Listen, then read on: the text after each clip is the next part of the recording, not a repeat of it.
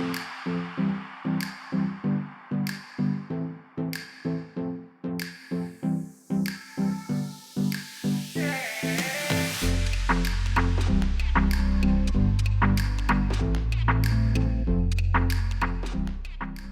tout le monde.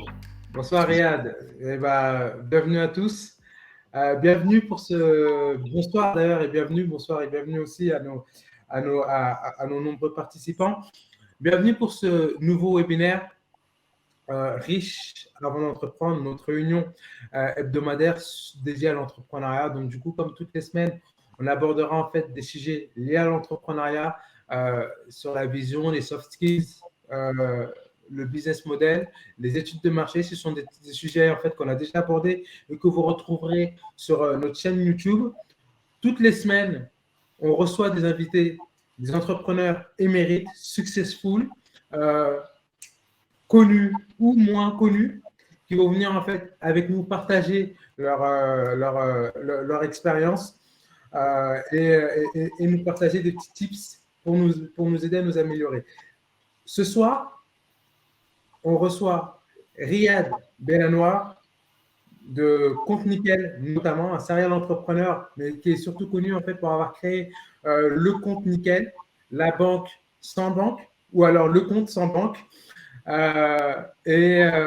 Bakary Camara, des prothèses tibia connectées. C'est-à-dire qu'en fait, c'est quand tu vas jouer au foot et que tu te manges un coup sur le tibia, c'est ton téléphone qui sonne. C'est une innovation en fait, qui est proposée au club de foot. Et donc, du coup, ce soir, on parlera en fait de l'importance de savoir s'entourer. S'entourer des bons collaborateurs, s'entourer des bons associés, s'entourer du bon réseau.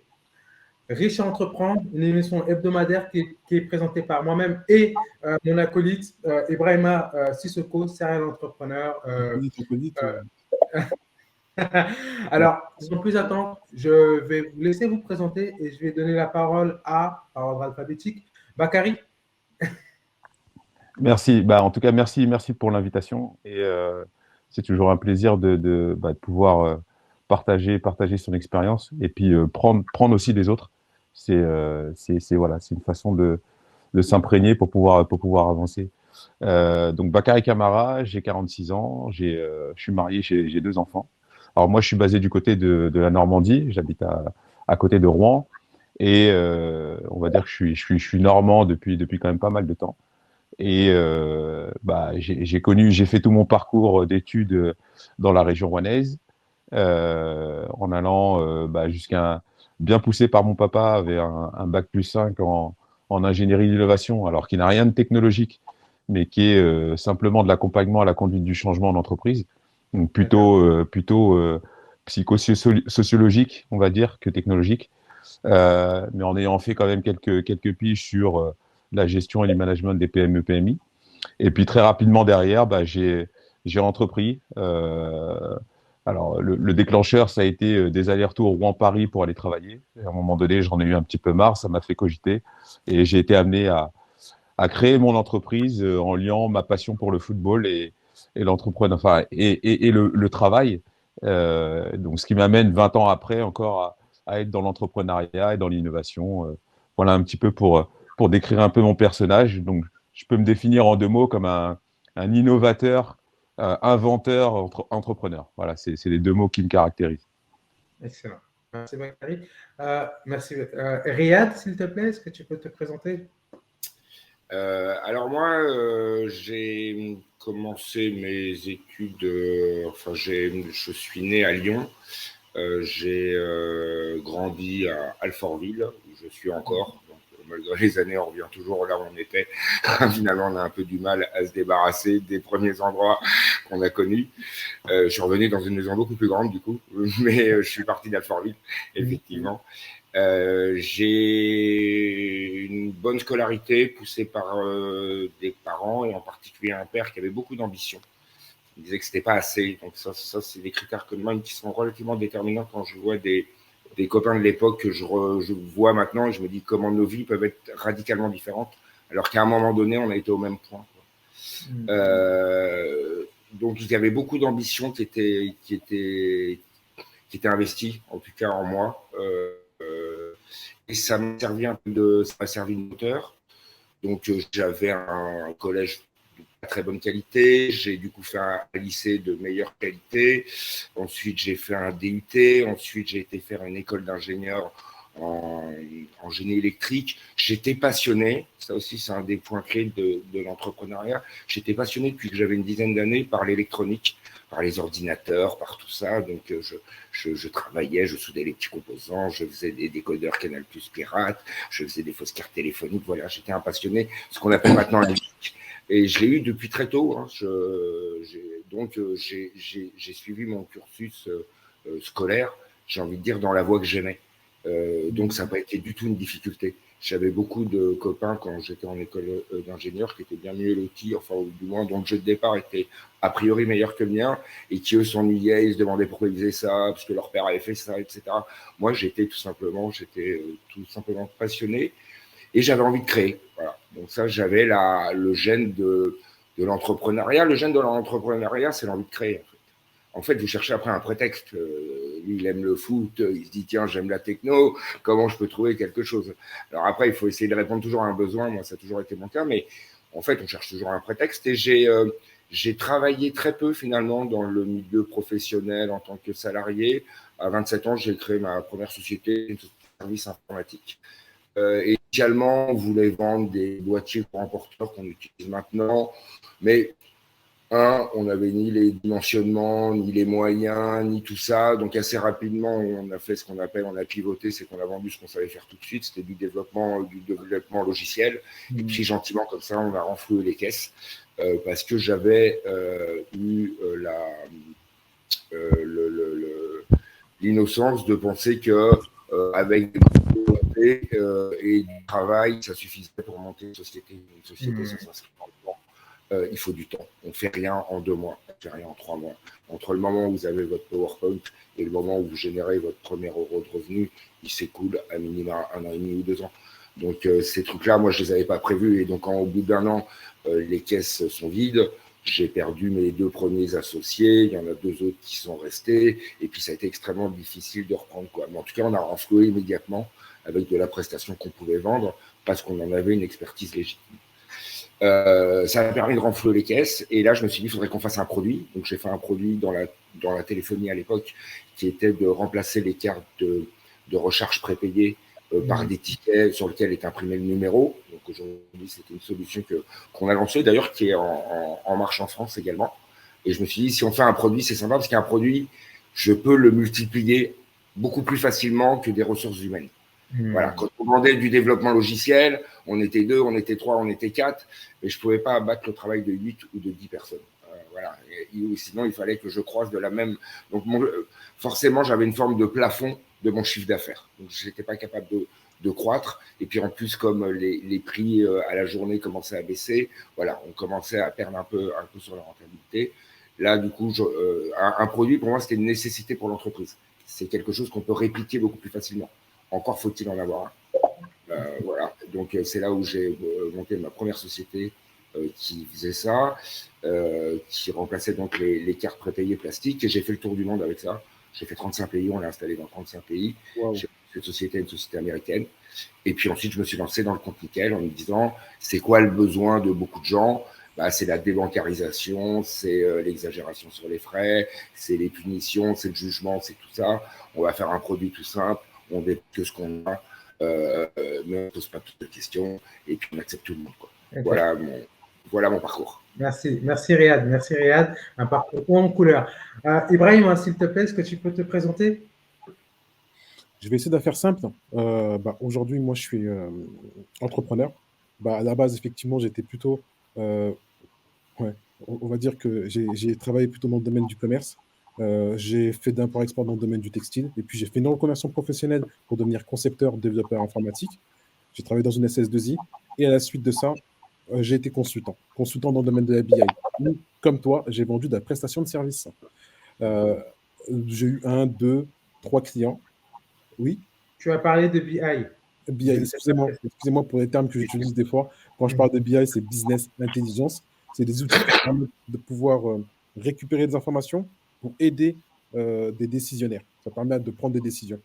Donc, suite à ça, j'ai créé ma première entité, qui est une entreprise de services numériques. Ça a fonctionné. Et puis après, une boîte de portage salarial et ensuite un écosystème composé de plusieurs entités. Voilà un petit peu pour moi. Merci. Merci pour ces présentations et ces parcours en couleur. Félicitations à tous les trois.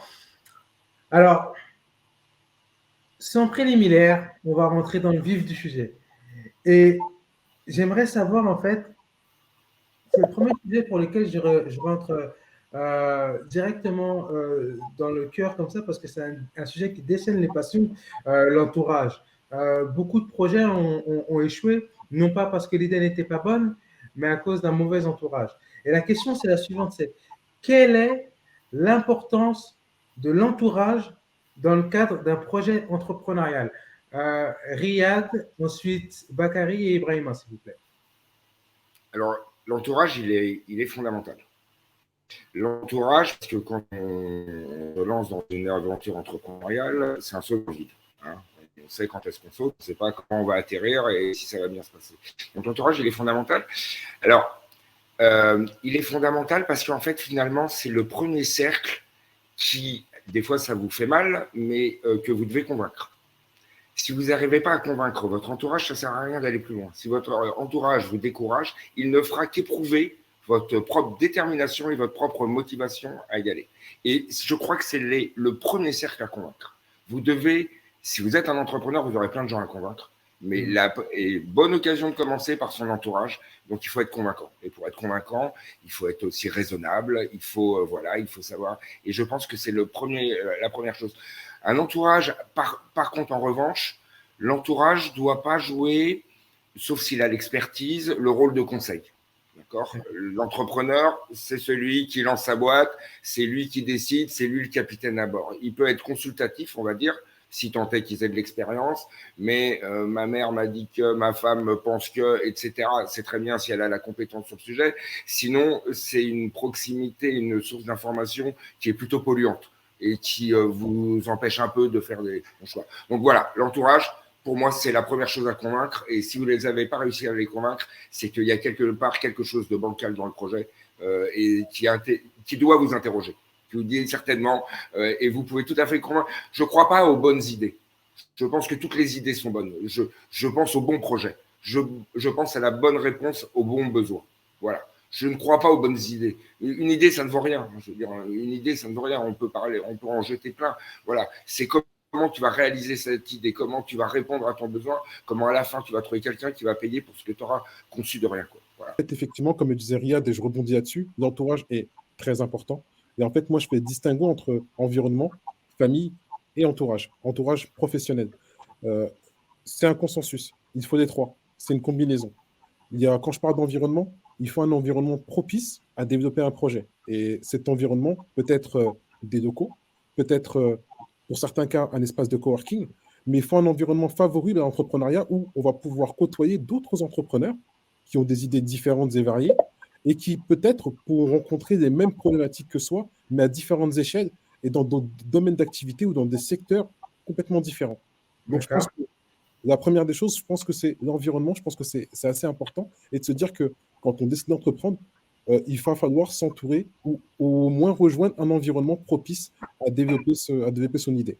Après, il y a la famille. La famille, c'est aussi important. C'est aussi important dans le sens où on n'entreprend en vérité jamais seul, on y mêle sa famille. Donc, je pense qu'il est important, quand on commence, de faire un tour de table, de leur dire concrètement ce que l'on veut faire. Peut-être pas juste pour le conseil, mais juste pour obtenir un petit peu de soutien moral. Ça sert toujours. Et après, on peut avoir des idées qui sortent de certains éléments familiaux. Donc, il est important, je pense, que d'avoir l'adhésion de sa famille ou au moins d'avoir l'adhésion de certaines personnes qui peuvent jouer un rôle moteur dans ce qu'on veut entreprendre. Et la dernière chose, comme je disais, c'est l'environnement professionnel. L'environnement professionnel, quand on parle d'entourage, pour moi, il est important de s'entourer des bonnes personnes. On n'a pas tous, on ne sait pas tout faire, c'est clair. Donc là, il faut se dire simplement, qu'est-ce que j'ai comme compétence, qu'est-ce que je n'ai pas comme compétence, qui a la compétence, les identifier, déjà au niveau de son cercle proche, et ensuite essayer de plus en plus d'élargir son cercle par rapport à l'aventure que l'on est en train de mener. Et donc, pour moi, c'est ces trois choses-là qui sont importantes. Après, on peut revenir en détail ou par la suite, je détaillerai un peu plus ces trois perspectives-là. beaucoup de choses ont été dites, hein, déjà de la part de Riyad et Ibrahima. Moi, qu'est-ce que je peux enchérir là-dessus? Effectivement, c'est plutôt ressouligner l'aspect multistrate de l'entourage, en fait. Effectivement, qui va de l'entourage proche jusque l'entourage Partenaire. des collaborateurs et des partenaires. Moi, dans mon cas, par exemple, si je prends le cas de mon dernier projet, je l'ai dit dans ma présentation, j'ai aucune notion à la base technologique, j'ai aucune formation dans la technologie. Je veux créer un produit, mais j'ai aucune idée de même de savoir si la réalisation est possible. Parce que quand j'ai l'idée de créer des protèges tibia connectés, ce n'est vraiment qu'une idée. Donc pour aller jusqu'à la réalisation, il y a un chemin. Il y a un partenariat gagnant que j'ai signé il y a une dizaine d'années de ça. C'était un type qui était parti chez mon grand-père avec son père. Et on avait une discussion et ce type-là avait dit à mon oncle d'ailleurs, Eli est complètement fou. Par contre, s'il me dit de sauter sans parachute, je le ferai. Et là, j'ai su en fait que c'était un type sur lequel je pouvais compter. Et j'ai su en fait que s'il y avait un partenariat gagnant à signer dans ma vie, ce serait avec ce type-là. Je ne dirais pas son nom, je ne dirais pas que c'est mon cousin, je ne dirais pas qu'il s'appelle Brahima Sissoko, mais c'est l'entourage gagnant que j'ai signé. Et donc, du coup, il y a eu énormément d'associations qui sont soldées en échec, mais tu as besoin d'un bon partenaire, tu as besoin d'un bon associé et tu es prêt à affronter le monde en fait, à partir du moment où tu as les bonnes personnes autour de toi. Voilà l'importance de l'entourage. Vous n'avez pas besoin d'une bonne armée, vous avez besoin d'un bon soldat. Waouh, ça m'étonne que tu sois aussi éloquent ce soir. J'ai été payé. Ah ouais, je pense aussi. Moi, je vais parler plutôt on pourrait parler de ta soirée de réussite. Moi, je vais parler d'échecs parce que je pense que c'est important de parler de ce qui ne fonctionne pas. Et un de mes premiers échecs entrepreneuriales, moi, ça a été de m'associer avec un ami. Et ça s'est passé il y a longtemps, très longtemps, dans les années 2000, 99-2000. Justement, en fait, aujourd'hui, à travers LinkedIn, j'ai pu en parler avec Tanguy de Bangui. Coucou d'ailleurs s'il est parmi nous. C'est justement en fait la distribution de prospectus. Ah, Bakary nous a rejoint. On laisse peut-être comment on fonctionne. Je continue l'histoire. On va comme laisser. Finis ton histoire et comme ça on demandera à Bakary de reprendre un chemin. D'accord, très bien. Parce que pour Bakary. Non, pas de souci. On comprend. Je disais juste qu'en fait là, j'avais parlé plutôt d'un échec d'association et qu'est-ce que j'en ai tiré comme bénéfice. Ce qui s'est passé, c'est qu'en fait, avec un ami que je rencontre, une personne que je rencontre à Londres qui deviendra un ami, il me parle d'une boîte de distribution de prospectus qui s'appelle Urbanact. Il y travaillait. Donc, Urbanact, on connaît tous, en fait, pour les vieux que nous sommes. C'était le numéro 1 du street marketing à l'époque à Paris. Donc, on décide quelques mois après de créer une boîte concurrente qui a distribué des prospectus. Je ne vous raconte pas comment ça se passait. On n'avait pas de locaux. On allait à Châtelet-Halles, on démarchait les artistes parce que l'ensemble des artistes passaient le samedi sur un Châtelet-Halles, donc on leur courait après limite. C'est comme ça qu'on a réussi à avoir quelques rendez-vous assez sympas avec certains artistes. Et puis après, on a fait des maisons de disques et ensuite, on a travaillé avec la FNAC. La problématique, c'est que je n'osais pas lui dire des choses. C'est que comme c'était un ami et qu'on était assez proches, il y avait beaucoup d'affect entre nous. Donc, on n'avait pas établi de roadmap. On n'avait pas établi de pacte d'associés, tout ça c'était loin, j'avais 20 ans à l'époque. On n'avait pas établi de cadre de collaboration, n'ayant pas de cadre de collaboration, n'ayant pas d'expérience, parce qu'autour de nous, il n'y avait pas vraiment de personnes qui avaient entrepris dans ce domaine-là auparavant. Ça s'est soldé en échec. Un échec qui m'a apporté beaucoup, parce qu'en fait, depuis cette époque-là, il m'a peut-être fallu du temps pour remonter d'autres sociétés, mais j'ai appris une chose. Je n'entreprends pas avec des amis, j'entreprends avec des gens qui sont compétents. J'entreprends avec des gens qui ont ce que moi, je n'ai pas. Et toujours avec un système de complémentarité. Ça peut être des gens avec qui on s'entend bien ou pas. Ça ne sera pas le premier critère pour lequel je vais prendre cet associé ou ce collaborateur. Donc, voilà, c'est mon retour d'expérience. Après, bon, ça a été bien parce que ça m'a permis en fait de faire de la prospection. Ça m'a permis d'établir un certain degré de polyvalence parce qu'il fallait tout faire en même temps. Mais en tout cas, ce que je retiens, c'est qu'effectivement, par la suite, il a fallu que je cadre des choses. Merci. Avant de donner la parole à Bakary, j'invite en fait nos participants de l'ombre à commenter, à poser leurs questions en fait dans la zone de chat et on y répondra en fait en live. Vous êtes invité en fait à participer. Bakary, s'il te plaît, tu t'étais arrêté à chemin. Oui, tout à fait. Non, non, juste voilà, pour terminer mon propos, effectivement, j'étais plutôt, moi, je vais dire, l'association, en tout cas, la composition un petit peu de son entourage qui s'impose. Lorsque, par exemple, on démarre un projet avec une idée pour laquelle on n'a pas forcément les compétences, ou en tout cas des compétences qui sont loin de ce qu'on sait faire et ce qu'on est prêt d'imaginer. Maintenant, il y a certaines étapes de validation pour avancer sur ce projet. Mais en tout cas, il y a forcément des associations qui s'imposent. Alors, c'est des associations qui peuvent être au niveau du capital, mais au niveau effectivement de la réalisation de ce projet. Et en tout cas, moi, en ce qui me concerne, pour tout ce qui a été de cette nécessité de créer dans la technologie, de toute façon, je n'avais pas le choix que de travailler de toute façon en association avec des bureaux d'études de différentes compétences, que ce soit sur ce qu'on appelle le hardware, donc tout ce qui allait être notions mécaniques, de création électronique, et puis de l'autre côté, des gens qui sachent aussi communiquer avec eux pour traduire tout ça sur des applications mobiles, créer des algorithmes, etc. Donc ça, c'est un petit peu des choses un petit peu, j'allais dire, forcées. Après, il y a aussi la partie financière. Sur des projets comme ça, qui demandent énormément de ressources financières au départ, et voilà. C'est-à-dire que déjà, au niveau de l'idée, en ayant l'idée, je sais que c'est un projet qui va aller vers la levée de fonds et vers l'ouverture du capital et le partage du capital pour pouvoir ne serait-ce que financer ce projet. Je sais déjà qu'en lançant ce projet-là, comment dire, la ressource, par exemple, bancaire, ne suffirait pas pour faire avancer un tel projet. Donc là, tu sais que tu vas aller vers une ouverture de capital, accueillir des associés, etc., etc. Donc, c'est en ça où moi, j'ai vécu un petit peu toutes ces étapes de création de l'entourage, en tout cas, création d'un réseau de compétences autour de soi. Et ça va jusqu'à après accueillir les collaborateurs, parce que plus tard, j'ai même débauché des gens qui étaient partenaires externes pour faire rentrer les compétences en interne et sécuriser un petit peu tout notre savoir, hein, finalement. Et donc, je suis aussi passé par là. Et puis après, j'ai toute une étape dans mon aventure où j'ai connu la même chose qu'Ibrahima, c'est-à-dire faire des premières associations qui se sont révélées complètement infructueuses parce que c'était le frère d'un copain qui avait une compétence, que j'ai opté pour ce choix-là parce que c'était facile et que lui me faisait miroiter un tas de compétences. Et au final, ça nous a conduit à la banqueroute et à la fermeture de la boîte.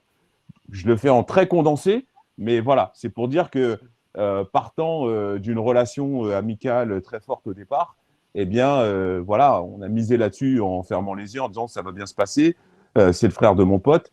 Et puis derrière, le frère du pote, il a amené un ingénieur qui n'était pas du tout bien intentionné. Et tout ça a tourné court parce que c'était pas choisi. Et quand c'est pas choisi, ça peut pas aller loin. Excellent. Merci. Bakary, alors une question pour vous qui nous vient de Mourad Dardak. Ensuite, je poserai la question de Sabrina. Comment faites-vous face au pessimisme des proches lorsque vous voulez entreprendre dans un nouveau projet? Et Riyad, je sens que là, Riyad, et Bakary, Le pessimisme des proches qui vous atteint quand vous n'êtes pas convaincu, quand vous n'êtes pas habité, quand vous n'êtes pas… Et eux-mêmes vous font douter. Mais encore une fois, vos proches, ils ne sont là que pour évaluer votre propre motivation. Si vous êtes déterminé, si vous êtes passionné, on ne vous arrêtera pas. Et le pessimisme des proches, il fait partie du pessimisme de tous les gens qui peut-être un jour se sont dit ça serait bien de créer et qui ne l'ont pas fait, etc. Ça, c'est normal et ça fait partie de l'aventure entrepreneuriale. Par contre, j'avais une question pour Bakary. Ton projet là de Protège Tibia connecté, donc tu connaissais rien à part en gros l'idée. De l'idée à la première vente, il s'est écoulé combien de temps et combien ça t'a coûté? Combien il a fallu d'argent? 3 ans et plus de 350 000 euros. D'accord. Okay. Voilà. Précis au niveau des chiffres, en fait, c'est exactement ce qu'il faut. Non, mais c'est exactement ça. Voilà. Ça veut dire qu'une idée, c'est rien, en fait. Exactement. est juste à un point de départ. Une idée, on est vraiment à un point de départ et il reste encore 3 ans pour arriver et tout ça. Et bravo, parce que d'associer des compétences que tu n'as pas et qu'à la fin, tu es quand même ton protège tibia connecté, effectivement, il faut être habile. Et bien sûr, sur ce qui a été dit sur l'association, et côté amis, famille, etc., je partage complètement ce qui a été dit. En fait, le problème de prendre les amis et la famille, c'est que souvent, vous ne les prenez pas pour les bonnes raisons. Vous les prenez pour les aider, vous les prenez parce que vous pensez que… Et donc, en fait, quand vous choisissez un associé, j'ai envie de dire, c'est celui qui, dans le principe, ne sera jamais votre ami. Voilà. Vous ne le choisiriez que pour ses compétences et sa complémentarité. C'est hyper important. Néanmoins, quand vous êtes avec… Il y a quand même une dimension que j'estime quand même qui est nécessaire dans des associés ou dans des collaborateurs, c'est quand même la dimension morale et la dimension loyale. Voilà. On doit être loyal. Un collaborateur doit être loyal et doit être compétent. Un associé doit être loyal, il doit être compétent, et il doit être non pas impliqué, mais il doit être engagé. C'est-à-dire qu'il ne recule pas, il est engagé avec vous, il ira jusqu'à, comme tu as dit tout à l'heure, voilà, il m'a dit, je sauterai avec toi dans le vide, sans même savoir où j'irai. Il est engagé, il s'engage à ne pas faire machine arrière. Voilà, c'est comme ça que vous créez vos premiers cordées dans les associés. Voilà, les collaborateurs ont besoin, en tout cas, pour moi, il y a une dimension quand même intellectuelle. Les amis, la famille, souvent on les prend pour des mauvaises décisions. Il faut faire attention, c'est souvent les mauvaises raisons qui nous conduisent. Il est sympa, oh, c'est sûr qu'il pourra faire ce boulot. S'il ne l'a jamais fait, il ne faut pas lui demander de faire un boulot qu'il n'a pas fait. Et puis souvent, il y a beaucoup de non-dits. On a beaucoup de mal à dire des choses. Attention aussi dans l'association, pensez à rémunérer tout le monde à juste titre pour ses prestations. Commencez pas à ouvrir des dettes vis-à-vis de vos collaborateurs ou des dettes qui ne sont même pas définies, ou de vos associés qui un jour vous diront « tu te rappelles, j'ai travaillé pour toi ». Non, modélisez ça. Et effectivement, un protège tibia connecté, d'une idée à la réalisation, c'est 3 ans. Ça veut dire que vos associés, vous les avez pendant 3 ans. Et souvent, vos associés, vous pouvez même les avoir plus longtemps que votre femme, quoi. Donc, c'est pas une association pour 6 mois. Prenez bien le temps et réfléchissez bien et soyez vraiment raisonnable et objectif dans votre truc et demandez-vous si ce gars-là, vous le détestiez, est-ce que vous le garderiez ou pas. Voilà, c'est ce que je pourrais dire sur l'association et le recrutement. Si je peux intervenir, en fait, rebondir à ce que tu viens de dire. Franchement, ce que tu dis, c'est extraordinaire, c'est vraiment high level. Pour toutes ces personnes qui sont présentes au niveau du webinaire, en fait, c'est riche ce que tu viens de dire, c'est condensé. On ne sait même pas à quel point c'est hyper important. C'est des conseils que moi, il y a 20 ans, j'aurais aimé entendre, même si je ne les aurais pas considérés. Je les ai expérimentés. Vous savez, moi, j'ai commencé avec 4 copains. Au bout d'1 an, il n'y avait plus de thunes. Il y en a 2 qui se sont barrés. Après, c'est plus des copains. Il y en a 2 autres que j'ai voulu maintenir. Parce qu'en plus, il faut faire attention un peu entre la pugnacité, la volonté, la motivation, l'engagement et l'entêtement. Il y a aussi un bon entrepreneur, c'est quelqu'un qui est humble et qui accepte une chose, c'est qu'il s'est planté. Qui s'est planté sur un recrutement, qui s'est planté sur un machin. Et souvent, on a tendance à insister parce qu'on veut montrer qu'on avait eu raison au début. Ça, c'est quelque chose qu'il faut apprendre à dire. Si on s'est trompé, on s'est trompé. Et pas insister dans cette voie. Et effectivement, quand je regarde sur la fin, on est en bon terme maintenant. Mais en tout cas, une chose est sûre, c'est que c'est plus des amis. Mais à quel moment tu te rends compte de ça? À quel moment tu te rends compte de ça, Bakary, Riyad? C'est que tu te rends compte que… Généralement dans la difficulté, parce que en fait, la difficulté, elle intervient quand la société commence à marcher. Quand la société ne marche pas, quand personne ne se paye, tout le monde s'adore, tu fais des coupes ensemble, etc.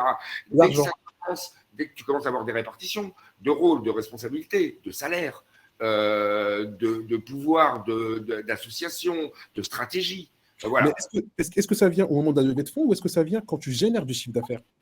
Non, mais j'ai envie de dire ça. Il y a beaucoup de sociétés qui se montent sans levée de fonds. Une levée de fonds, une des premières exigences des VC, de tous ceux qui financent, c'est de regarder l'équipe. Ce serait de regarder la team, comment ils s'entendent. Tu vois, c'est quoi les liens? C'est ce qu'ils vous demandent. Forcément, avant même de mettre le moindre millier d'euros, ils vont évaluer l'équipe. Donc ça, c'est des choses… Quand vous êtes à la levée de fonds, ça veut dire déjà que vous avez un business qui est crédible. qui en tout cas a passé déjà plusieurs cases pour dire que des gens sont prêts à investir sur une valorisation. D'accord ? Je vous parle de la société que vous créez, celle que généralement on fait avec ses premières économies, où chacun met, où vous asséchez tout doucement. Et effectivement, et pour peu que ça prenne un petit peu, à ce moment-là, dès que la société commence à fonctionner ou que vous avez un premier prêt ou un premier financement, mais qui ne vous permet pas de sortir définitivement la tête de l'eau, là, c'est là où toutes les tensions viennent, c'est là où tous les passifs reviennent en disant « tu te rappelles, au début, j'ai fait ça, l'autre, il n'a pas fait, les salaires sont une prise de machin », enfin voilà. Vous vous retrouvez avec tout ça et vous avez un problème de discussion parce que c'est supposément des amis, vous avez, voilà. Donc, c'est quelque chose, c'est à utiliser avec vraiment beaucoup de précautions. Amis, famille, souvent, vous avez au départ le côté loyal, mais ça ne suffit pas. Merci. Alors, ça me permet d'enchaîner avec une question de Sabrina Ouzelo. Merci, Riyad. Une question importante. Et je vais laisser Ibrahim, tiens, il répond. D'ailleurs, bonsoir et bienvenue, Sabrina. Sabrina demande, est-ce important l'équité départ? Est-ce que l'équité départ est importante quand on fait tout le développement commercial? Moi, je veux bien répondre là-dessus parce que c'est quelque chose que j'ai eu dans la première société, cette équité départ. Vas-y, je t'en prie, Riyad. Si vous voulez, je fais un truc et je pense que c'est la plus mauvaise idée qu'on puisse faire. Quand vous avez une société, vous avez un chef. Ouais. Vous avez un chef ou une chef, hein, il n'est pas genré mon propos. Hein. Vous avez un chef. C'est lui qui doit avoir le plus de parts. Et c'est lui qui doit avoir le final cut. C'est lui qui a la décision finale. Vous avez un capitaine. Les trucs en co-gérance, en machin, etc., en 33, 25, 25, à chaque fois, il y en a un. Et comme elle le dit, Sabrina, attends, je fais tout le dev commercial. Si c'est elle qui ramène le business, etc., si c'est elle la leaduse là-dedans, eh ben, c'est elle qui doit avoir le plus de parts. Voilà, c'est elle qui doit avoir, entre guillemets, la majorité parce que la valeur ajoutée est concentrée sur elle. Voilà. Et souvent, l'équité dans les parts, c'est des non-décisions. C'est quand on ne veut pas décider. Voilà. Et généralement, ça se passe avec les amis. On dit, hein, comme ça, on n'en parlera pas. Hein, je ne vais pas dire que je suis le chef ou que tu es le chef. On est tous les quatre là. On fait 25. Et ben ça, c'est une bombe à retardement pour moi. Exactement. Mais ce qui se passe, en fait, Riyad, c'est que ça, il faut le définir au début. Il faut le cadrer, comme je disais auparavant. C'est pour ça, ouais, rôle et responsabilité, salaire, prise de participation, c'est des discussions très claires qu'on doit avoir de suite avec ses associés. Je suis complètement d'accord. Bakary, on t'a pas entendu beaucoup parler. En fait, sur ce sujet, moi, j'aimerais bien avoir ton ressenti. Alors, juste une toute petite remarque par rapport au sujet qui était juste avant sur le pessimisme de l'entourage. Oui. Le pessimisme de l'entourage, j'ai juste un truc à dire, c'est utilisez-le. Il est beaucoup plus précieux que l'optimisme de votre entourage, je vous le dis. Parce que l'optimisme de l'entourage, on l'aura très, très facilement. Ah, tout le monde dira, ton idée, elle est géniale, elle est top, elle est super. Sauf que, malheureusement, cette position-là, elle ne fait pas avancer le projet. Mais tout le pessimisme qu'il y a derrière, c'est lui qui fera avancer le projet et qui va aiguiser la vision du projet. Ça, c'est super important. Ensuite, sur le côté effectivement, c'est quoi déjà la question de la dernière question l'équité départ. L'équité départ. Ouais, alors ça c'est clair. Effectivement, les parts d'une société, elles sont là aussi pour rémunérer un travail, pour rémunérer un niveau de responsabilité. Donc, c'est pas on se tape dans la main, c'est 50-50, ça ne marche pas comme ça. Effectivement, le poids des décisions, c'est très important. Et d'ailleurs, un fondateur, il doit le conserver le maximum de temps possible. Donc c'est sa propriété, c'est son pouvoir de décision. Donc, c'est quelque chose qui est très précieux quand on lance un projet. C'est ce qu'on doit garder le plus longtemps possible. D'ailleurs, lorsqu'il est question de lever de fonds ou d'accueillir des associés, ça pareil. C'est une question que l'on doit retarder le maximum possible.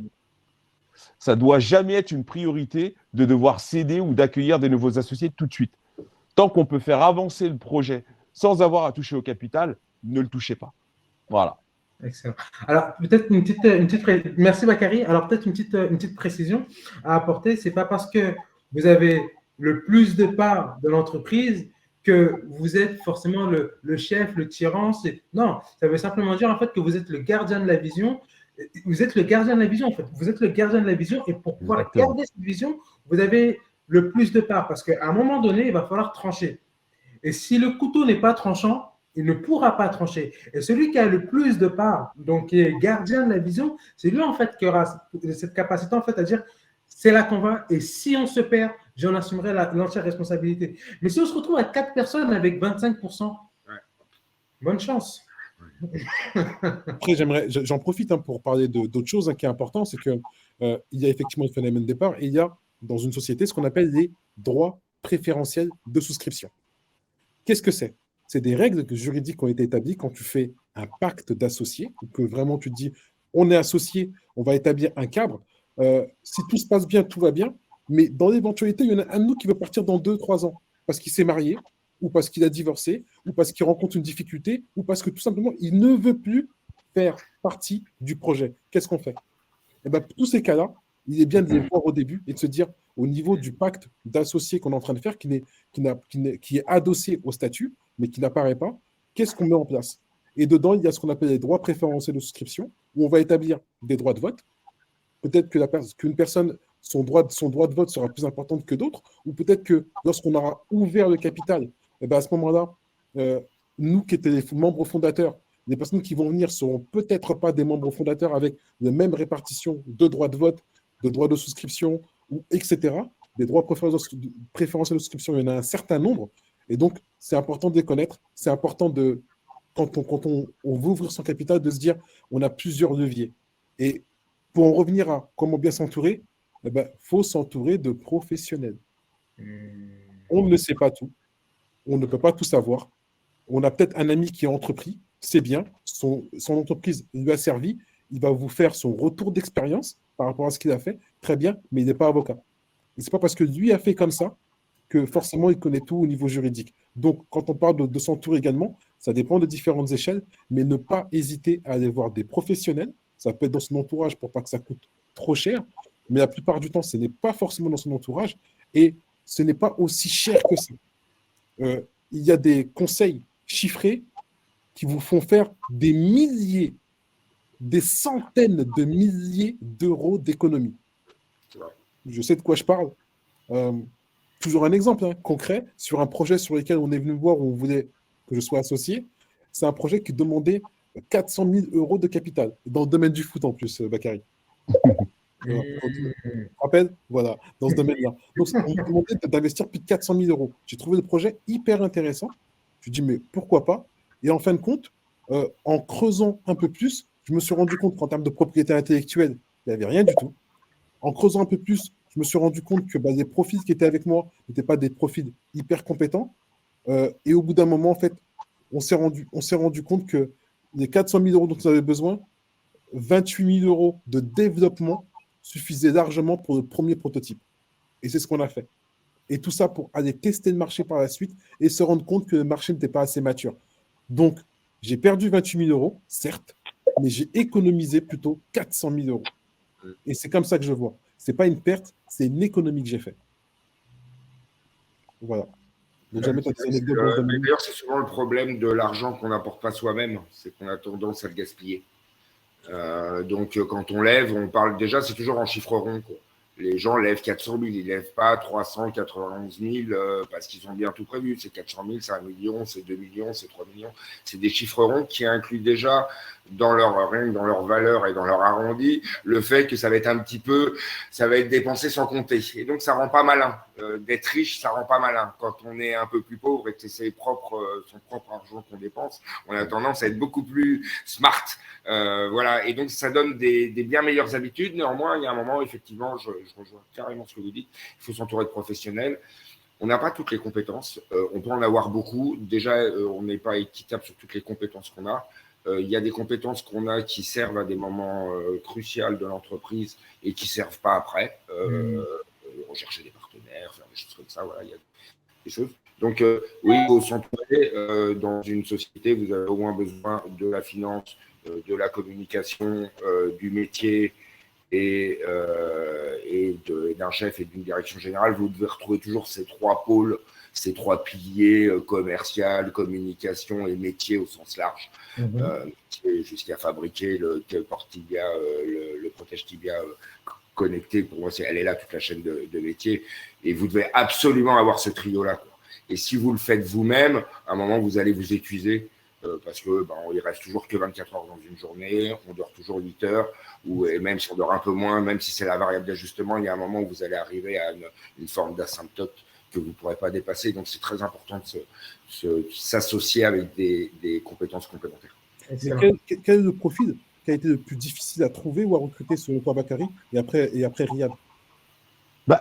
En fait, moi, je rebondis sur ce qui vient d'être dit, c'est-à-dire qu'il y a un premier cercle de compétences nécessaires quand on crée un business.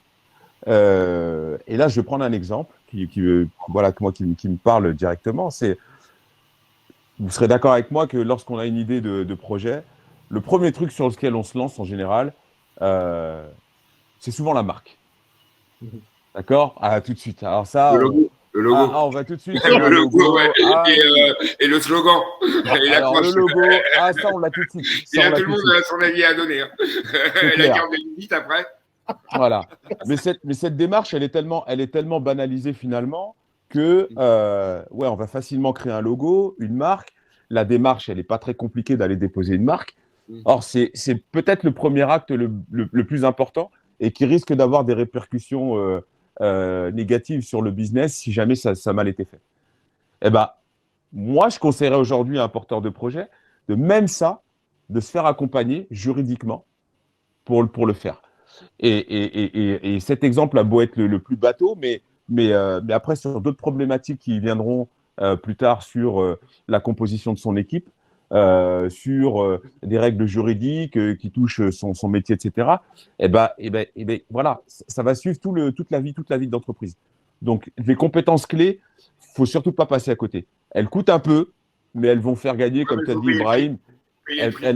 Voilà. Elles vont faire gagner peut-être des milliers, voire des millions d'euros plus tard. Donc, c'est un passage obligatoire et qu'il ne faut pas du tout négliger. Ouais, qu'il faut dimensionner d'ailleurs. D'où l'intérêt des business plans, etc. Il faut dimensionner ça pour dire, si je fais appel à des experts, combien ça me coûte réellement, etc. Et pas penser uniquement à utiliser le beau-frère, le cousin, le truc qui n'a pas forcément la compétence. C'est ça. Voilà. Moi, il y a une question, Riyad. Avant même de te connaître, que je me suis toujours posé, et aujourd'hui j'en profite devant tout le monde pour te poser la question. Comment t'es venu, c'est un petit peu hors sujet, comment t'es venu l'idée du compte Nickel? Mais quand même, parce qu'en fait aujourd'hui on en parle des années après, mais pour moi, entrepreneur, la première fois que j'ai vu compte Nickel, tu peux acheter dans un tabac et tu as un compte bancaire, je me suis dit, waouh, le mec qui a inventé ça, il est fou. Je me dis, mais il y a un truc, c'est pas possible. Comment ça t'est venu et qu'est-ce qui t'a permis de dire, ouais, c'est bon, je tiens un truc? Et au bout de combien de temps entre le moment, ça fait beaucoup de questions. Je vais répondre à la même question qu'a répondu Bakary. Moi, je sais parce que j'ai fait mes recherches sur Riyad. Ouais, mais moi, je veux entendre. Le petit truc, le petit déclic, tu vois, l'anecdote. Je vais te dire un truc, je vais te dire comment m'est venue l'idée. Et en fait, moi, je ne raisonne pas tellement en termes d'idées. Je suis un ingénieur en technologie, donc je connais très bien les technologies et je vois comment on peut les adapter et comment on peut améliorer le quotidien des gens. C'est ça que j'aime bien, moi. J'aime bien, je préfère plus servir que d'être servi, quoi, finalement. Tu vois, et la technologie est un bon moyen. Donc ça, c'était la première chose. Après, moi, je raisonne pas en idée. Quand tu raisonnes en idée, tu n'es pas sûr parce que souvent, tu aimes un truc et tu te dis, ça serait une bonne idée si on faisait ça, plus ça, plus ça. Bon, je raisonne plus en besoin. Parce que si tu raisonnes en besoin, tu as un marché. Oui. Si tu raisonnes en idée, ça peut être une bonne idée, mais il y a des grandes chances dans les idées. Tu sais, les circuits neuronaux vont des fois un peu s'affoler pour rien. Et voilà. Donc, moi, je raisonne en besoin. Dans le besoin, si tu prends l'exemple du compte Nickel, il y avait des gens qui n'avaient pas accès à la banque parce qu'ils étaient jugés ou qu'ils y avaient accès, c'était à des prix prohibitifs, etc. Je trouvais que la relation banquier-client, elle était disproportionnée. Il te demandait comment elle était gosse quand tu avais de l'argent et il disait attention, je vous interdis bancaire si tu n'en avais plus. Et moi, j'ai vécu la relation bancaire par toutes les couleurs de l'arc-en-ciel. Ouais. Donc, j'ai vu ce côté un peu humiliant, ces courriers qui viennent de la banque que tu n'ouvres pas parce que tu sais très bien que ce n'est pas pour proposer le crédit auto. Tu vois, tout est de plus en plus fin. Tu sens bien que il t'appelle, tu ne réponds pas. Enfin, voilà, toute cette situation. Et je m'étais dit, c'est dommage parce qu'en fait, il y a une. Il y avait l'histoire du découvert, du fameux découvert qu'on vous autorise. Et moi, c'était un des points sur lesquels je voulais trancher. C'était qu'il n'y ait pas de découvert. Voilà. Que tu ne te mettes pas en risque toi-même. Voilà. Tu dépenses que ce que tu as. Et la promesse, c'était très simple, c'est d'aller dans un réseau que tu as. Et du coup, après, en partant du besoin, je me suis dit, tiens, un réseau qui ne juge pas, c'est très sympa. Le réseau des buralistes, ils reçoivent les cadres, ils reçoivent l'ouvrier. C'est ouvert tout le temps, il y en a 25 000. Les mecs, c'est des bosseurs. Je trouvais que ça allait bien dans le. Et puis, c'était un peu disruptif. Voilà, ça permettait d'en parler. Et de se dire, voilà. Mais si j'avais bossé dans la banque, j'aurais imaginé une banque en ligne. Tu vois. Comme je suis parti du besoin et que j'étais pas de la banque, j'ai fait un compte nickel. Et après ça, j'ai vérifié que la réglementation me permettait de faire ça et sous quelles conditions. Donc, tu avais tout le code monétaire et financier. Ça a été quand même 3 ans de travail avec des consultants. J'en étais pas dans la première société. Donc, tu fais pas les mêmes erreurs que dans les premières sociétés où je m'étais entouré de consultants, de machin que j'avais financé. Après, j'ai pas eu assez de financement moi, donc j'ai fait plusieurs levées de fonds. Je crois qu'il y en a eu en tout 8 ou 9 des levées de fonds. Et pour répondre à la question à laquelle Bakary a répondu tout à l'heure, le compte nickel de l'idée jusqu'à la première carte et le premier compte que tu pouvais acheter en tabac, ça a pris 4 ans et ça a coûté 29 millions d'euros. Excellent, excellent. Alors, un élément intéressant dont tu as parlé, Riyad, c'est tu as pensé ton idée, tu as pensé ton projet et ensuite tu as étudié la faisabilité. Ouais. Alors partez du besoin, c'est beaucoup plus simple. Si vous êtes entrepreneur, partez du besoin. Le besoin, vous avez un marché, c'est facile. C'est facile. Si vous partez de l'idée, vous ne savez pas où elle peut aboutir. Ça peut être une bonne idée, une mauvaise, machin, mais déjà, il y a beaucoup de chances que cette idée soit un peu trop proche de vos passions. Gardez vos passions pour vos passions. Vous avez le droit, c'est pas parce que vous aimez le foot que vous êtes obligé de faire un truc dans le foot, quoi. C'est pas parce que vous aimez les sneakers que vous êtes obligé de lancer votre marque de sneakers, quoi. C'est pas grave. Partez d'un besoin qui vous rend sensible, auquel vous êtes sensible, et d'y apporter une réponse. Voilà. Je pense que c'est beaucoup plus simple. Bakary a envie de dire quelque chose. Ouais, et puis au-delà de ça, il y a un alignement des planètes. Alors, c'est peut-être mes croyances voilà, qui m'emmènent vers ce sujet-là, mais il y a un alignement des planètes. Des idées, on peut en avoir tous les jours, etc. Maintenant, quand on va parler concrétisation, il y a forcément des déclencheurs. Il y a des déclencheurs, il y a un vrai ressenti. Je pense que quand on passe le pas de l'entrepreneuriat, c'est comment dire, il y a une certaine vision qui est aiguisée et c'est un petit peu viscéral, quoi. On le sent en soi, on se projette et on arrive à voir un peu plus loin et se dire, il y a un vrai truc. C'est pas complètement abouti. La maillot, et il y a un truc qui prend. Ça y est, tu peux remettre un peu d'huile, ça prend, quoi. Exactement. C'est ça. Et là où je parle alignement des planètes, voilà, c'est des choses qui commencent à s'emboîter. C'est effectivement ce réseau qui est en train de se mettre en place. C'est, pour ma part, ça m'a même été une rencontre, voilà, en passant par un autre métier, rencontrer un bureau d'études que j'aurais jamais rencontré de ma vie. Pourtant, l'idée, je l'avais depuis longtemps. Mais la réalisation, elle se fait qu'à partir du moment où je rencontre cette personne qui me pose la bonne question et à qui je dis, bah ouais, j'ai cette idée-là. Mais elle me dit, mais moi, ça, je sais faire. Tu vois, donc c'est tout ça aussi qui vient valider. Et c'est en ça où il y a certaines étapes dans un projet où il faut se mettre des étapes de validation. Et c'est ces étapes de validation qui font qu'à un moment donné, allez, là, je me lance, j'y vais. Mais jamais se dire de but en blanc, j'ai l'idée, et le lendemain, ça y est, c'est parti, je vais créer, etc. Voilà, 2 ans, 3 ans, 4 ans, enfin. Exactement. Voilà. Et c'est pas du temps perdu. C'est pas du temps perdu. Ce temps qui passe, c'est du temps vachement important. Voilà, dans la validation des étapes de son projet. En fait, on aborde une thématique qui est super sympa, que moi j'aime beaucoup en tout cas, quand on parle de. Il n'y a pas de hasard, on parle également, tu parlais également de croyance. Moi, je crois en quoi? La visualisation. C'est-à-dire qu'en fait, en termes de développement personnel, il y a le fait de croire en soi, croire à un projet, mais également de le visualiser. Et plus on va visualiser, plus on va se dire, OK, d'accord, quel est le contexte dans lequel je vais arriver à 1, 3, 5 ans, et plus on va se donner les chances d'arriver jusqu'à ce contexte-là. C'est très important d'avoir des objectifs chiffrés. Ça permet de voir si on a réussi ou pas. Dire ça va marcher, non. Je m'engage que dans 1 mois, j'ai 1 client. Dans 2 mois, j'en ai 10. Je ne veux pas le savoir, je me défoncerai comme il faut, mais je dois rencontrer cet objectif. Tu as complètement raison, il faut absolument mettre des délais, des objectifs qui vous permettent de voir si vous avez été mieux, si vous avez été mieux, tant mieux, et de voir si vous avez dépassé, si vous n'avez pas été irréaliste, si vous n'avez pas été un peu trop naïf dans votre approche, et de vous permettre de recentrer, de revoir, éventuellement de refaire des itérations. Mais je suis complètement d'accord. Comme ici, on est vraiment dans le concept riche avant d'entreprendre, moi, je vais parler de 3 choses qui sont importantes dans ce cadre-là de visualisation, pour concrétiser justement tout ça. C'est la méthode SMART, qui est une méthode qui est assez connue. Vous tapez sur Internet la méthode SMART et vous allez voir, c'est une méthodologie qui permet justement sur 1 an de se fixer des objectifs timés, mesurables et atteignables.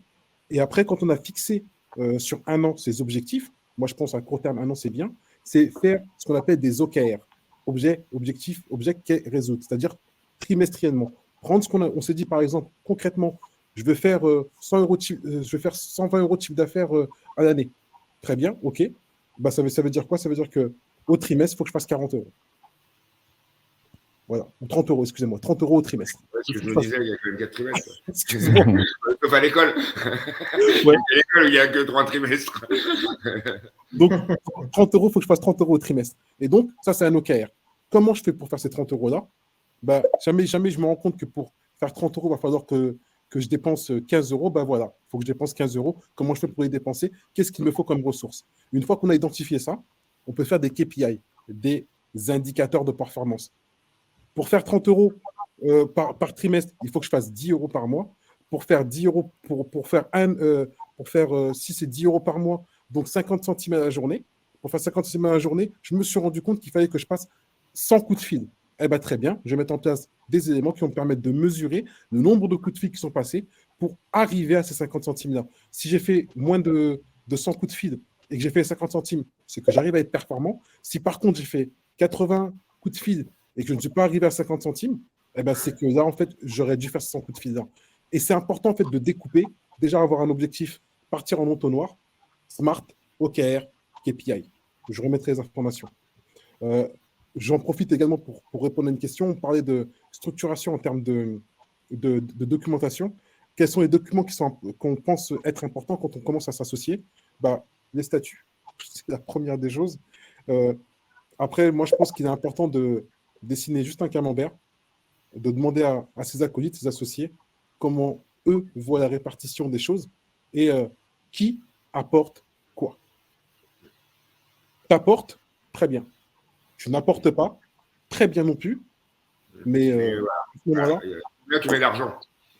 Voilà. Même quand tu mets l'argent est un moyen qui va permettre en fait, de pouvoir arriver à un objectif, mais même cet argent-là, ou la compétence, il faut la valoriser. Ce que je fais d'expérience, c'est que quand, par exemple, ça ne m'arrive plus, hein, mais quand j'ai été amené au début à travailler avec un développeur pour la création d'une plateforme, par exemple, hein, moi et Elie, on a très bien connu ce problème-là, pour la création d'une plateforme, la personne nous a dit, voilà, moi, je vais être associé à 50%. OK, très bien, très bien. Qu'est-ce que tu apportes? On a pris juste son TJM, son taux journalier moyen, combien il se vend sa prestation à la journée. C'était aux alentours de 350 ou 400 euros. On a regardé le nombre de temps qu'il fallait qu'il développe pour arriver jusqu'à l'objectif. On est tombé sur un chiffre à peu près à 30 000 euros. On a estimé le temps de notre travail à nous, on l'a mis sur papier, le développement commercial, les aspects juridico-réglementaires, les aspects également, tout ce qui tournait autour de la veille, tout ce qui tournait autour de la stratégie. On a mis sur la table ce que nous, on apportait, et il était à peu près à 120, 130 000 euros. J'étais à peu près à 80, 90 000 euros. Comparé à ces 28 ou 30 000 euros, ça ne valait pas 50%. Mais c'était des éléments qui étaient factuels, parce qu'il faut rester factuel. Donc, le petit camembert, je pense que c'est bien. Et à la suite de ça, ce qu'il faut, c'est effectivement écrire un document, un pack d'associés. Quand on ne sait pas le faire, on s'entoure de la personne qui sait le faire. Mais en fait, j'insiste là-dessus. Pourquoi? Parce que nous avons entrepris, nous avons eu des échecs, et le but, c'est de transmettre pour éviter que vous ayez ces échecs-là, même s'il faut que vous ayez vos propres échecs. Mais si on peut éviter que vous en ayez trop, que ce soit mesuré, je pense que c'est enfin, qu'il y ait du circuit court à l'échec, quoi. Comment? Tu fasses l'échec et vite, que les circuits soient courts à l'échec, quoi. Tu ne C'est ça. pas 15 fois le même. Tu le fais, tu as appris, tu as touché la flamme, tu as vu que tu te brûlais, tu as beau dire à ton gosse qu'il va se brûler s'il la touche, il finit un jour ou l'autre par la toucher. Donc, il faut des circuits courts à l'échec. Voilà, C'est je ça. pense qu'il faut vite, et puis vite rebondir. C'est ça. Tomber vite et rebondir vite. Merci d'avoir répondu à la question de Zulu Koulibaly. Alors, j'ai une question qui me vient. Donc, du coup, en fait, toutes vos prises de parole sont extrêmement passionnantes et intéressantes. D'ailleurs, il y a Dan Melo qui valide vos propos à 300%. C'est beaucoup quand même, 300%. Mais bon. Ouais, ça, je pense qu'on peut le mettre dans la boîte à outils. Ouais. Qu'on fasse la valorisation dès le départ, mettez-le dans la boîte à outils de l'entrepreneur avec les associés et le pack d'associés, ça va éviter bien des embrouilles après. Excellent. Donc, du coup, en fait, quels seraient les critères objectifs à prendre en compte quand on veut intégrer quelqu'un dans son projet? Là, on parle de critères objectifs. Compétences et loyauté. Compétences et loyauté. Numéro 1, les compétences. Un peu des hard skills et beaucoup de soft skills ou... Non, moi je suis vraiment la compétence, c'est numéro 1 et la loyauté, quoi. Il faut que les gens, voilà, et partager et qu'ils soient engagés, pas impliqués, qu'ils soient engagés. Voilà. C'est-à-dire, ils croient pareil que toi au projet, quoi. Voilà. Mais bien se poser la question, bien se poser. Ouais, excuse-moi, Riyad, mais bien se poser la question de pourquoi. Pourquoi j'ai besoin de faire rentrer quelqu'un. Ça peut être bête comme question, mais bien se poser la question et prendre le temps d'y répondre. Parce que parfois, on se... Ah ouais, parce que des fois, on est là à absolument vouloir faire rentrer quelqu'un. Là, dans l'exemple qu'a donné Ibrahima, moi, quelqu'un à qui je valorise le travail à 30 000 euros, autant que je trouve les moyens de lui payer sa prestation que il de rentre le pas faire dans le rentrer. capital, on est d'accord. Voilà. Et sur quelle durée je vais en avoir besoin? Et est-ce que sa compétence, elle est aussi... on entend beaucoup parler de scalabilité, etc. Est-ce que sa compétence va faire scaler le projet? Est-ce que c'est lui qui amène de la valeur au projet? Ça, c'est une grosse notion. Tout ce que je fais rentrer dans l'entreprise, c'est ce qui amène de la valeur.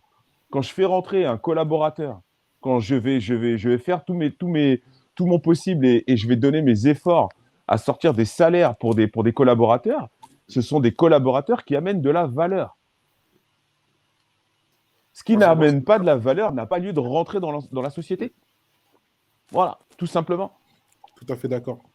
Donc, après avoir trouvé les bonnes réponses à ces questions-là, oui, on se pose la question. Ensuite, on voit et on valide les compétences.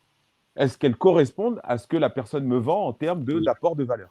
À ce moment-là, et quand on a répondu à tout ça... Quand tu parles de valeur, tu parles de parce que là, tu as parlé de valeur et j'étais d'accord avec toi au début, mais ensuite, tu as parlé de compétences. Et là, La valeur... Oui, non. Moi, quand je parle d'apport de valeur, c'est dans la durée. Parce que quand tu es d'accord avec moi que quand on fait rentrer quelqu'un dans la société, c'est presque à vie. D'accord? En tout cas, c'est pas pour... c'est dans la durée. Eh bien, sur la durée, sur cette durée-là, il faut que cette personne soit en mesure d'apporter de la valeur. Donc ça, il faut déjà l'estimer. D'accord? Sur le plan humain. Voilà. D'accord, ok, d'accord. Alors, pas seulement sur le plan humain, sur le produit ou le service dont on parle. Je vais le dire différemment si tu veux, parce que j'ai complètement compris ce qu'il voulait dire. C'est-à-dire quand tu as c'est pas sur les moyens qui sont fournis là à court terme. Oui, tu as besoin d'un développeur. Quelle est sa position dans un mois, dans un an et dans 5 ans?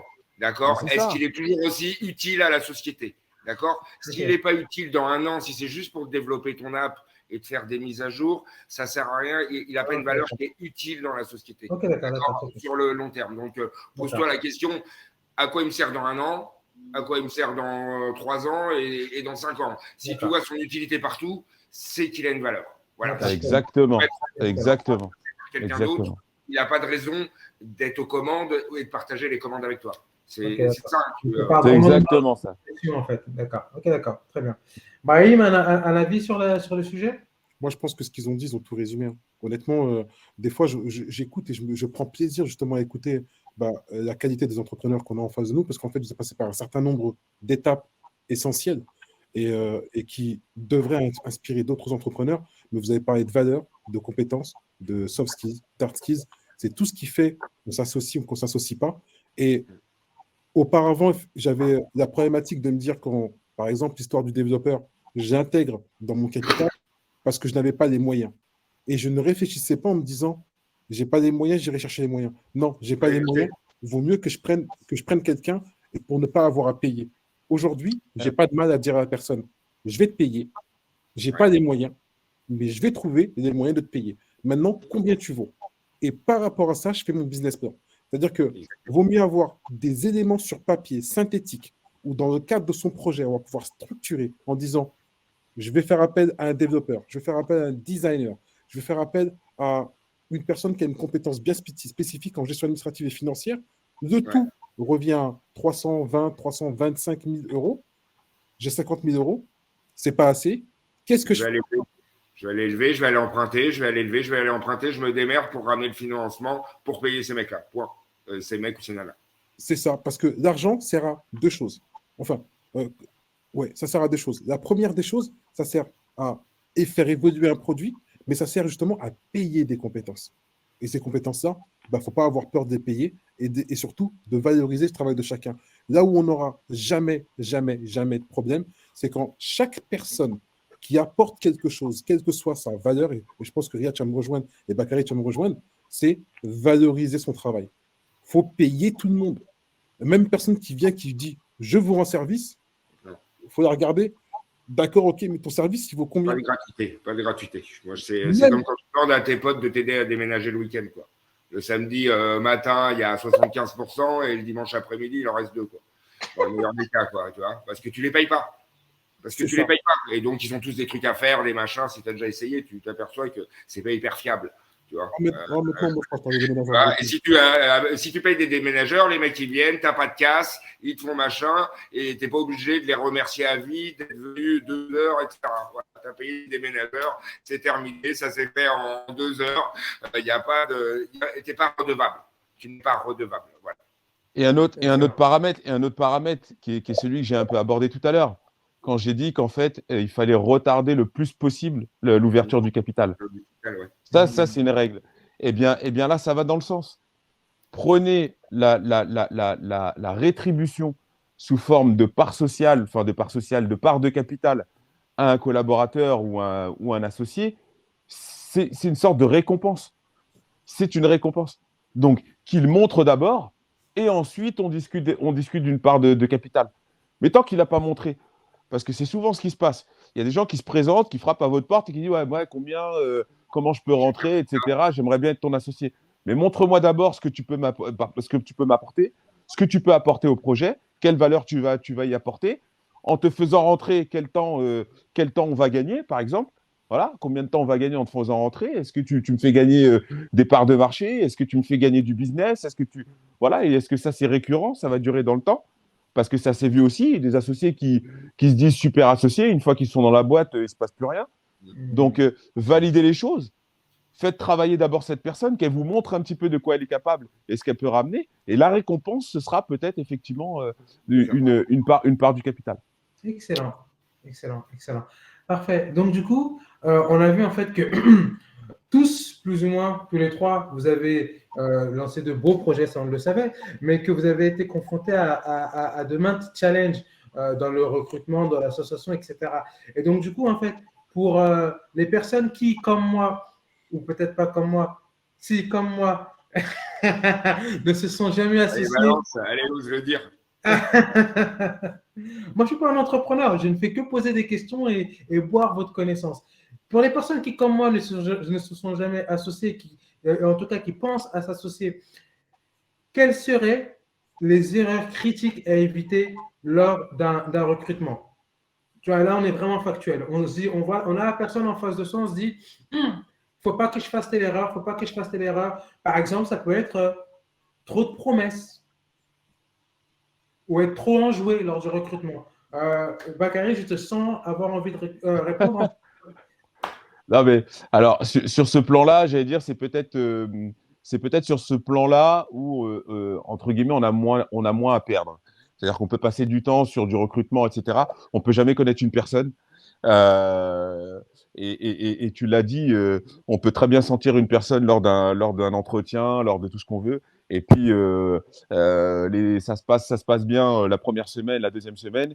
Et puis, très rapidement, la personne prend ses aises. Et puis, le tout, c'est d'avoir bien préparé, en fait. C'est d'avoir bien préparé, quelle que soit la personne. C'est d'avoir processé un maximum, d'avoir bien défini le cadre de travail, les process, les attentes, mettre en place des vraies procédures en termes de rendu, de réunion. Voilà, il y a un certain management qui permet d'éviter justement non pas de se tromper, parce qu'on a le droit de se tromper. Et il y a des règles en ça, notamment quand on recrute des commerciaux. On sait qu'il y a des normes. Pour avoir un bon commercial, il faut en recruter 3, de toute façon. Voilà. Et ça, c'est vrai que tomber tout de suite sur le bon, c'est très compliqué. Mais par contre, faut que dans l'entreprise et dans son management, on soit très, très, très organisé et très processé de manière à bien valider la personne.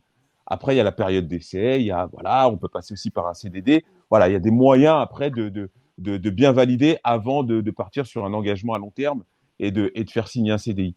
Mais moi, je mettrais plus l'accent là-dessus avant même d'être un super recruteur et d'avoir la chance de trouver le bon collaborateur. D'accord. Merci Bakary. Riyad, tu as une chose à dire sur ça? Enfin, je sais pas si c'est intéressant de dire parce qu'on dit un peu les mêmes choses. Enfin, en tout cas, il y a une chose qui est sûre, c'est qu'on se rejoint dans les choses. Effectivement, quand vous recrutez un collaborateur, vous n'avez pas une boule de cristal. Ne le recrutez pas, mais on l'a dit tout à l'heure, pour les mauvaises raisons. C'est mon ami, c'est le frère d'un pote, il est en galère, il n'a pas de boulot, il est au chômage, etc. Non, c'est pas des considérations qui doivent rentrer en ligne de compte, même si elles sont très charitables, même si elles sont très louables. Vous n'êtes pas là pour être charitable envers les autres, vous êtes là pour être charitable envers votre projet déjà et qui marche. D'accord ? Donc, vous ferez du social une fois, avant d'être généreux, faut être riche. Sinon, si vous êtes pauvre, vous pouvez toujours être généreux, mais ça ne sert pas à grand-chose, quoi. Et surtout, vous risquez de compliquer. Ensuite, ce qu'a dit Bakary, effectivement, le process. Que je reste les process classiques de recrutement, donc ça va aussi bien des fiches de poste que des périodes d'essai, que tout ça. Tout ça, vous pouvez trouver plein de conseils. Je pense que vous pouvez renvoyer des sections là-dessus. Je vous dirais, de façon générale, prévoyez le prévisible. Et puis, pour l'imprévu, vous gérerez sur place, quoi. Voilà, c'est tout. Voilà, vous prévoyez le prévisible, voilà ce qui est prévisible, les compétences, le référencement, est-ce que ça a été prendre les prises de référence, savoir si on vous pipote pas, qu'est-ce qu'il a réalisé, qu'est-ce qu'elle a réalisé, etc. Le salaire, pas de promesse, encore une fois, c'est ce qu'on a dit tout à l'heure, on paye les gens pour une prestation à leur juste prix, voilà, que ce soit pas une dette qu'on commence à ouvrir. On fait tout ça, mais on n'a pas de boule de cristal, donc on n'en sait rien et on peut effectivement se faire surprendre au bout d'une semaine, ou quand la période d'essai est terminée, etc. Donc voilà. La mise en situation aussi, hein, Riyad. Hein. Moi, maintenant, je ne me gêne pas de mettre en situation. Hein. Quand je reçois, moi ou mes collaborateurs, on reçoit quelqu'un, allez, c'est la mise en situation. Je cherche un graphiste, je cherche un community management, vas-y. Alors ça, c'est facile. Enfin, il y a des métiers qui s'y prêtent et d'autres qui s'y prêtent moins. Bien sûr. C'est pas faisable dans tous les corps de métier. Essayez de dire un peu qu'est-ce qui m'apporte. Et typiquement, moi, je regarde plus les diplômes. J'en ai rien à foutre. Bien sûr. Qu'est-ce que tu sais faire et qu'est-ce que tu aimes faire. Voilà. C'est ça. Déjà, on va aller là-dedans, quoi. Qu'est-ce que tu sais faire, qu'est-ce que tu aimes faire. Je sais que si j'ai le croisement des deux, j'ai une chance que ça soit bon. Les diplômes, bon. Ça aide, hein. Je ne vais pas dire que c'est pas bon, hein, parce que ça témoigne généralement d'une instruction, d'une résistance au travail, d'une certaine organisation également. Donc je ne dis pas que c'est à jeter, mais voilà, ça ne fait pas tout. Pour rebondir là-dessus, moi ce que je fais aujourd'hui, c'est un peu des deux. Hein. C'est un peu des deux, mais quand tu as parlé de process tout à l'heure, Bakary, j'ai trouvé ça super intéressant parce qu'effectivement, moi j'ai des process. Et les process, c'est quoi? Première chose, de quoi j'ai besoin. En termes de recrutement, il y a de quoi j'ai besoin en termes de compétences métiers et de quoi j'ai besoin au niveau de mon équipe. Je regarde mon équipe, j'ai une personne qui est assez timide, j'ai une personne qui est assez introvertie, j'ai une autre personne qui est plutôt assez grande gueule. Je me dis, bon, il faut trouver un équilibre entre les trois. Qu'est-ce que je peux apporter au sein de l'équipe qui va permettre de pouvoir avoir une intégration plutôt plausible et en même temps qui va pouvoir permettre de faire avancer la société. Parce que je suis égoïste, je ne pense qu'à l'avancement de la société. Pour ça, c'est ta mission. Hein. Tu es un entraîneur de foot. C'est ça. Tu es un entraîneur de foot, c'est-à-dire que tu n'es pas celui qui joue le mieux au foot, tu es celui qui connaît le foot. C'est pas toi la star, mais c'est toi qui par ton positionnement va gagner ou va perdre. Pour moi, c'est exactement comparable. Et Donc, des talents que tu as et de la stratégie que tu as, c'est ça qui fera que tu vas mettre une tête aux autres. Et ça m'est arrivé volontairement, dans le cadre d'une société bien précise, de mettre en concurrence 2 commerciaux. J'en ai un qui était plutôt bon, j'en ai trouvé un qui avait l'air d'être mieux, mais plus jeune. Et qu'est-ce que j'ai fait? J'ai recruté exprès pour challenger le premier. C'était même pas dans le but vraiment d'assurer la sérénité et la pérennité du second, c'était pour remettre un coup de boost au premier parce qu'il s'endormait un petit peu sur ses lauriers. Cette période, ça devait être un CDD de 3 mois. Bah, l'autre, croyez-moi, il a carburé. Et le second, j'ai pu trouver un poste différent dans une autre structure. Mais ça a permis justement de pouvoir challenger. Et en fait, en termes de mindset, les deux étaient assez curieux. Ils avaient à peu près le même profil. Ils sortaient à peu près des mêmes écoles. Donc, ils se reniflaient. Comme des loups alpha. Ah, il y a un loup alpha, il y a un loup alpha, c'est mon territoire, c'est le mien. Et ils s'auto-challengeaient. Et bien ça permet de ramener une nouvelle dynamique et de me rendre compte que les personnes qui étaient autour n'étaient peut-être pas les bonnes personnes pour pouvoir les supporter eux. Et en fait, c'est ça qui est important, c'est se dire, je fais une fiche de poste. Dans la fiche de poste, il y a les compétences métiers. Bien évidemment, des fois, on va dire, je veux quelqu'un avec des prérequis Bac+2, des prérequis Bac+5. Comme tu as dit, Riyad, les diplômes aujourd'hui, on sait ce que ça vaut. Il en faut, mais ce n'est pas la base essentielle du recrutement. Et en parallèle, ce que moi, j'écris tout de suite, dans mon équipe, il y a ça, il me faut ça. Il me faut quelqu'un d'organisé, quelqu'un de rigoureux. Il me faut quelqu'un qui soit curieux. Il faut quelqu'un qui a la prise de parole assez facile. Il faut quelqu'un qui soit force de proposition. Et j'écris, je mets à côté, et en fait, quand je rencontre différents profils, je vois jamais ça colle ou pas. Et le feeling. Et effectivement, la mise en situation, de plus en plus, ça se fait. Moi, j'aime bien ramener une personne de l'équipe qui a un autre regard que le mien. Et après, je pose la question, qu'est-ce que tu en as pensé? Et quand je dis qu'est-ce que tu en as pensé, ce n'est pas au niveau du métier, mais qu'est-ce que tu as pensé de la personne? Parce qu'on ne crée de la valeur qu'avec des personnes, des êtres humains. Donc voilà un petit peu comment je procède. Excellent. Merci. Alors, sur ces beaux propos, on va conclure. On va conclure ce webinaire riche en informations, très passionnant, très intéressant. Riyad, le mot de la fin. Quel serait le mot de la fin pour toi? Ensuite, on passera je dirais on est plutôt dans les mots de la fin, là, parce qu'il y en a eu quand même beaucoup. L'entrepreneuriat, ça reste malgré tout quelque chose qui doit vous animer, quoi. Voilà. Le travail en fait partie. Le travail n'est pas uniquement suffisant là-dedans. Il faut être animé par son projet. Je crois que c'est quand même ce que je pourrais recommander à tous ceux qui nous écoutent et qui sont animés. C'est il y a un moment, il faut aussi oser, quoi. Il faut se dire on y va, parce que si vous regardez tout le monde, si vous écoutez tout le monde, vous ferez jamais rien. Vous prendrez jamais le train qui vous amènera. On vous dira attention, c'est risqué. Il y en a d'autres qui font ça, il y en a ceci. Il y a un moment, mon papa, il disait, tu sais, écoute tout le monde et fais-en qu'à ta tête. Et ben, je dirais exactement la même chose. Écoutez tout le monde et faites-en qu'à votre tête et osez, quoi. N'ayez pas peur d'oser. Après, effectivement, tout ce qui a été dit parce que c'était comment bien vous entourer. Je terminerai en disant que votre entourage familial, ça doit être le premier cercle que vous devez persuader. Si même eux, vous n'avez pas réussi, mais c'est pas parce qu'ils vous disent que c'est génial, parce qu'ils n'en ont certainement pas la compétence, et peut-être qu'ils vous disent en plus ça pour pas vous blesser. Donc c'est toujours bien d'entendre ce qu'ils disent aux autres quand vous n'êtes pas là. Voilà. Ensuite, votre cercle d'associés. Effectivement, je reprends Bakary. Pourquoi vous avez besoin d'associés? Qu'est-ce qui vous apporte? Est-ce que c'est juste une compétence qui n'est pas vitale à votre société, qui n'a pas de valeur ajoutée sur le long terme? Dans ce cas-là, il n'y a pas de raison de l'associer. En tout cas, il n'y a pas raison immédiatement. Et puis ensuite, sur vos collaborateurs à venir, je dirais 2 qualités, la compétence et la loyauté. Voilà. Merci Riyad. La compétence et la loyauté. Bakary, le mot de la fin, s'il te plaît. Moi, mon mot de la fin, ça va être un mot un peu théorique par rapport à tout ce qu'on a vu.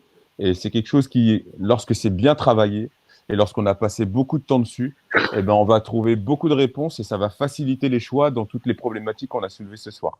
Que ce soit effectivement son entourage, les besoins en compétences, les besoins en association, et tous ces paramètres-là, on peut bien les cerner et bien les appréhender lorsqu'on a bien travaillé sa vision.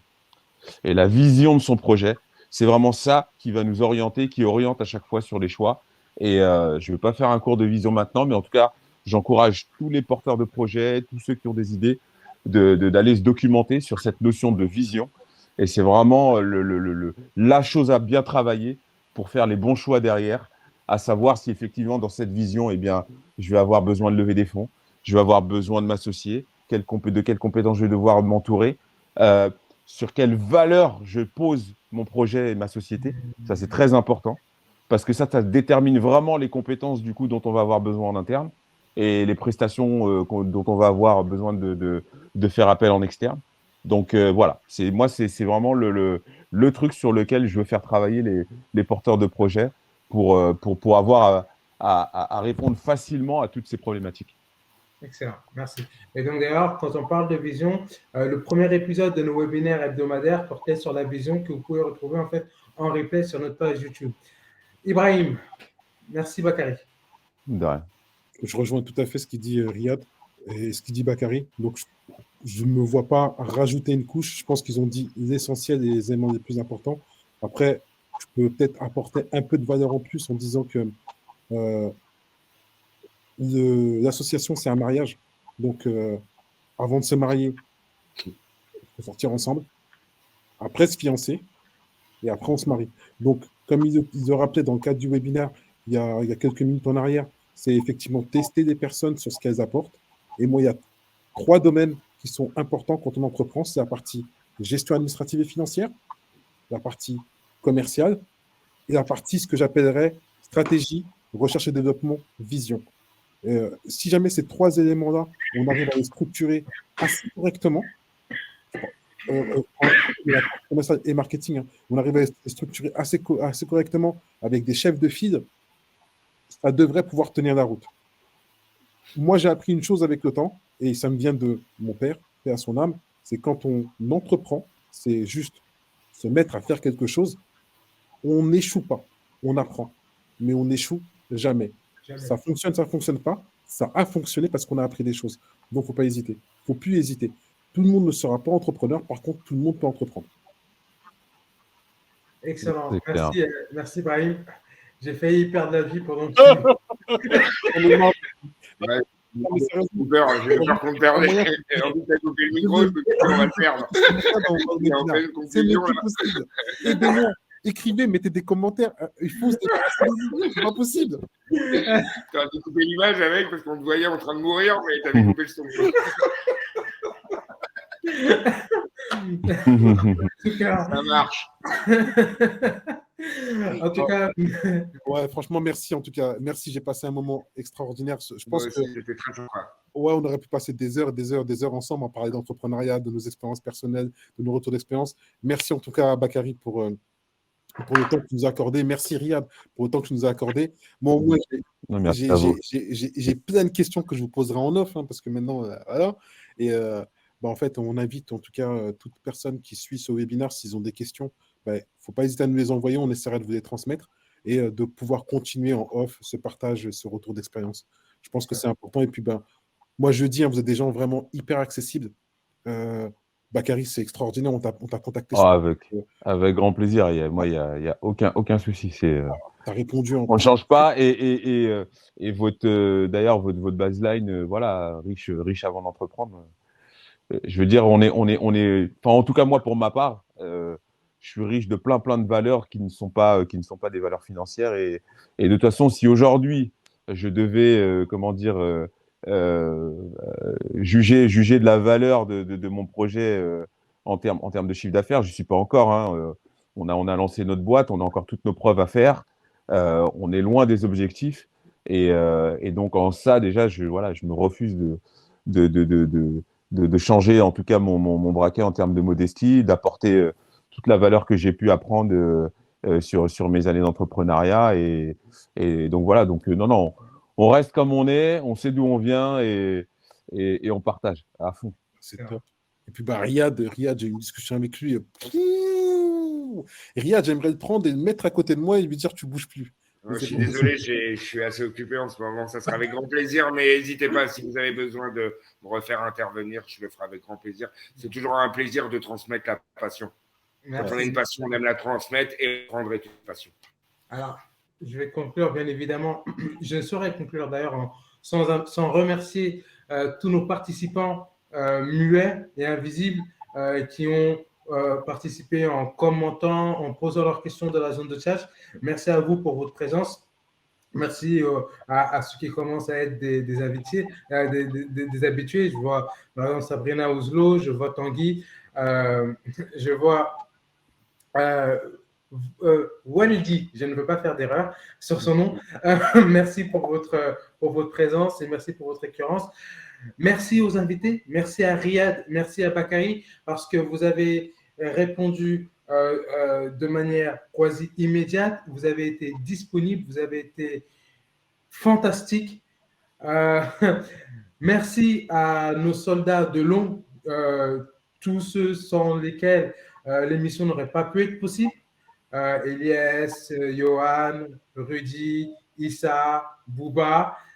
Merci Ibrahima. Ça m'arrache la gorge à chaque fois de le dire. Merci Ibrahima. et bien évidemment, soyez riches avant d'entreprendre. Une richesse intellectuelle, une richesse comportementale, une richesse humaine, une richesse émotionnelle, mais surtout, soyez riches d'entreprendre. Merci à tous et bonne soirée.